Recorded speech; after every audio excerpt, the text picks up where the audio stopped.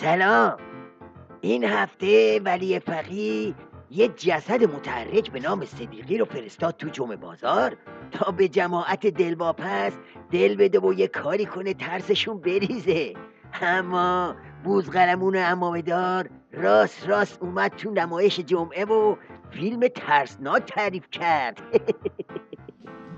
امریکا ترس نداره، تحریم ترس نداره، تکفیری ها ترس ندارن، منافقین داخلی هم شرارت کردند ولی خودشونو نابود و رسوا کردند. از اینا ترس دینی نیست، ایمانی نیست، عقلانی هم نیست. این تیکه رو باید ترجمه موشکافانه کرد. ترجمهش این میشه که آقا عظما میترسه، هم از دشمنای قسم خورده نظامش میترسه، هم از ائتلاف جهانی میترسه، هم از تحریم میترسه، هم از حقوق بشر. تازه به همه اینا وضعیت دانشگاها هم باید اضافه کرد. به این حاشیه هایی که بعض احزاب و سکولارها دوست دارن که دانشگاه ها را باشگاه احزاب قرار بدهند و اونجا کما اینکه در اول انقلاب بعض گروهک ها اتاق جنگ داشتند، اینها دور از عقلانیت، دور از واقع بینی، دور از اهدافی است که خونهای پاک شهیدان ما در اون مسیر ریخته شده. بنابراین سیاست زدگی به ایجاد تنش‌ها و ایجاد دو قطبی کردن در دانشگاه‌ها خیانت است. از طرفی هم مسئله بی‌توجهی به مسئله سیاست، یعنی سیاست گریزی، در شأن یک مسلمان نیست. بفرما. امام جمعه نگو، سیتی اسکن ولایت بگو. دهن که باز میکنه همه دردای علی گدا رو همچی شفاف نمایش میده. نکته جالب قضیه اینجاست که وقتی از دانشگاه حرف میزنم دوباره از دشمنای قسم خورده نظامش میناله و از اتاق جنگ اول انقلاب. خب همینه دیگه، دشمنایی که زدن سیستم ولایت و دو قطبی و سه قطبی کردن، خب ترس هم دارن دیگه.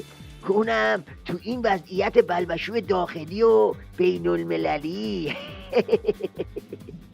من یک نکته ای رو عرض میکنم و اون این است که امریکا هیچ طلبی از ایران ندارد. اموال ایران رو بلوکه کرده. تحریم غیرقانونی ظالمانه ای را علیه ما اینها راه انداختن تا ما را فلج بکنن. حال هم در مذاکرات هی کش میدن. هی کش میدن. اصلا به فکر فک کش اومده عظما هم نیستن. حالا هم که مذاکرات به خنس خورده و قفل اتمی تمدید شده و باقی تحریمام تو راهه. ما نفهمیدیم بالاخره این تیم مذاکره چه غلطی کرد توی یه سال. تیم مذاکره ما با راهنمودهای مقام معظم رهبری تاکنون به فضل الهی روشنگرانه برای دنیا که ایران اهل مذاکره است، اهل منطق است و از پایگاه اقتدار به شبهات اینها پاسخ می‌دهد. اساس قضیه این نیست که اونها یه طلبی از ما دارند، ما هم یه طلبی از اونها داریم برد بشود. اساساً در اینجا اونها از ابتدا غاصباً حق ما رو گرفتن. ما در چی کوتاه بیاییم؟ کجا خلاف قانون کردیم؟ کجا خلاف نظامات بین المللی ما قدمی برداشتیم؟ چی داری میگی بوزقلمون؟ بابا ناسلامتی تو قرار بود اقتدار ولایت رو به رخ بکشی. الان که کم مونده همونجا پشت تریبون زانو بزنی و از راه دور به شیطان بزرگ التماس کنی. جان خودت همینجوری بری جلو، 2 قدم دیگه سیستم آبگوروگیریت هم روشن میشه.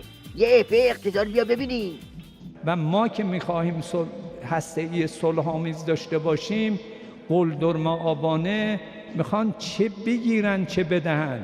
آیا پولی رو که به ما میخوان برگردانن، پول ما رو، این توقف ما مقابل اون پول میشه، عقب نشینی ما و قبول ذلت و باج دادن ما در مقابل پول ارزش این معنا رو داره.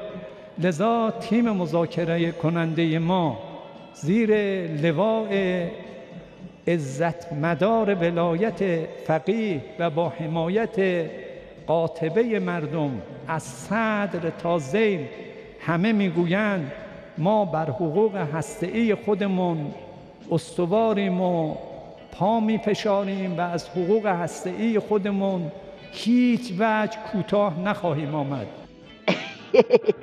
یکی تو کوتاه نمیای، یکی اون ولی فقیه دمرود. دورگی این هارت و پورتا گذشته. اون که امام کفن پارتون بود ته خط به زهرخوری رضایت داد. تو که دیگه جای خود داری شیخک. بگذاریم آقا بگذاریم. خلاصه کلامی که خطبه‌های این بوزقلمون یه تصویر اجمالی از سر و صورت باد کرده عظما، اونم بعد ضربه تمدید قرارداد زهرآلود ارائه کرد. خودتونو واسه ضربه های بعدی چیکار کنی؟ آماده کنی. کف گرگیاش تو راه نوش جان کنید.